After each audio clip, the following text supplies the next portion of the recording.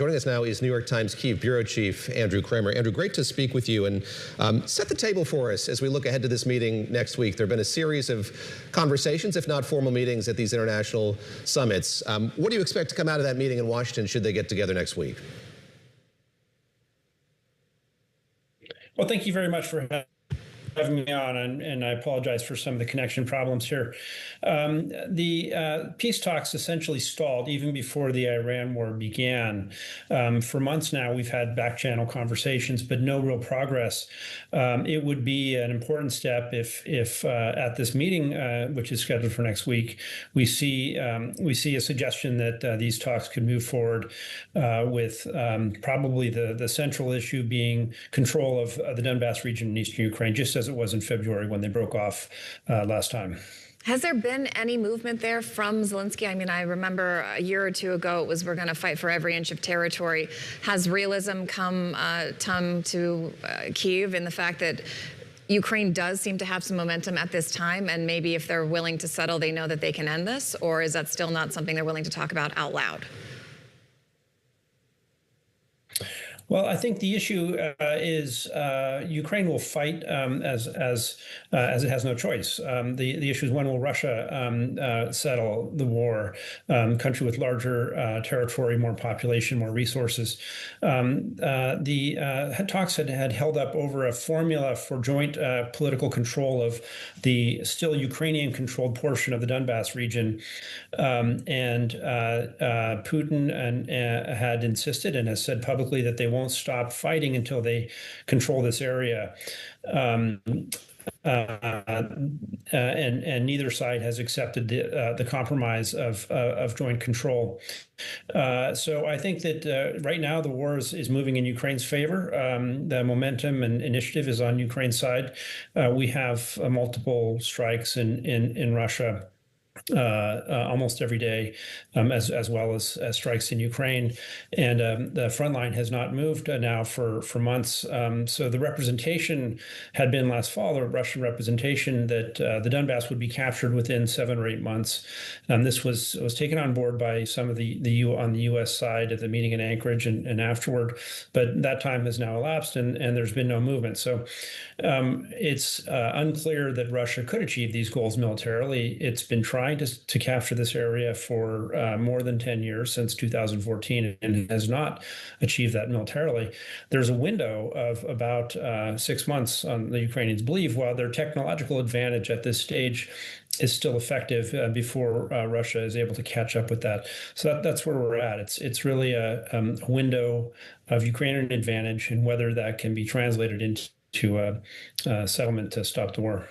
Andrew, I want to ask you sort of where we're at in terms of what the fight looks like. And so we've seen reporting by you and others about the way that Ukraine is targeting sites in Russia now, energy sites in particular, in Moscow, St. Petersburg. I was struck listening to Greg Myrie of NPR, who's done a lot of tours of duty in Ukraine, talking about how it's perilous now in Ukraine to go to a gas station to fill up your car, that these are being targeted as well.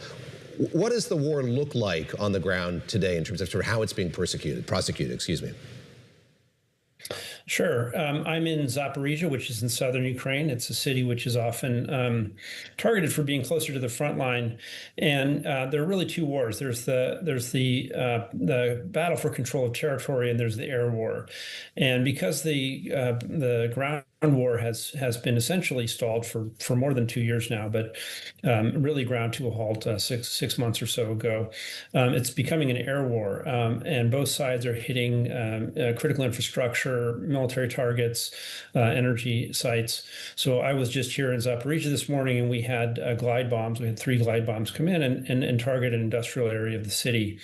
And every other gas station in this town, I think, is blown up. So it's really a long-range attritional warfare using these types of long-range drones and airplanes, and a question of which side can hold out longer. Now, Russia is larger; it has a larger economy and more resources. But there are ways in which this is a disadvantage as well. There's asymmetry because Russia has more of a developed economy. It also has more things that can be broken, that can be blown blown up by Ukrainian drones. So it has more to lose in this battle. Ukraine has also adapted over 4 years, and the strikes on Russia really only got rolling in a significant way for about a year now. The oil port of Novorossiysk, for example, is now closed. Is 1 million barrels of oil a day exported through there. About a quarter of Russia's refining capacity is destroyed. But just in the last week or so, we had 150 ships were targeted. Russian ships were targeted in the Black Sea. So they have a lot that can be damaged if this goes on. You're seeing, it seems suddenly, last month or so, this penetration by Ukraine into Russia further and further, targeting these sites. Is that a progression of the technology? Is that a progression of where they feel they are politically and diplomatically, that this is now an acceptable thing that Europe and even the U.S. to some extent will not punish them for? Or is it a little bit of a combination of both? Well, I think it's a little bit of a combination of both. It's largely technological.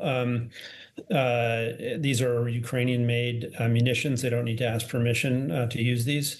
And it's also a function of geometry. If you look at the map, Ukraine is on the inside of a circle, essentially, and Russia is on the outside of a circle. So once you get past the front line, you're moving into ever and ever larger territories in Russia that are impossible to defend with their defenses, because it's not even you travel an extra 100 miles, you double the range of your drone, you're covering 4 times as much territory. It's an exponential expansion of the territory that needs to be defended by air defenses. And the opposite is true when weapons are coming into a more confined area. So there's an actual geographic advantage in the battlefield, and they're reaching out to ever deeper areas in Russia that are essentially undefendable. There was a strike on 2 men recently, which is in Siberia.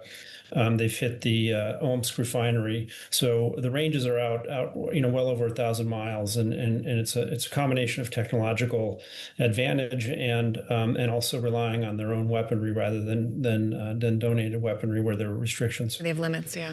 Andrew, the minute we have left, I just want to ask you about President Trump's attitude toward the war and toward President Zelensky as well. And Laura Loomer, noted conspiracy theorist, occasional Pentagon correspondent, and Trump whisperer. MAGA influencer, yeah. All of that. In Ukraine recently, sat down with Ukrainian media and offered an apology. Let's take a listen to what she had to say. And I feel really terrible for some of the things that I've said.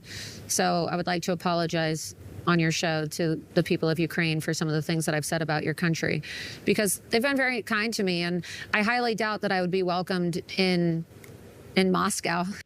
An astonishing about-face there from Laura Loomer, which gets me to the other about-face that we've seen from President Trump. So certainly at the NATO summit, the G7 before that, we had President Trump really sounding a more positive note about Ukraine. Again, in the minute we have left here, your assessment just about the U.S. and his engagement with the war now as we see it. Well, I think Russia has dominated some of the diplomacy for the past year or so, but Ukraine is working hard to make inroads with the MAGA influencers, with the Republican Party in the United States, and that visit to Ukraine, I don't think should be underestimated. That was an important step and accomplishment for Ukraine to win over an important voice in President Trump's movement.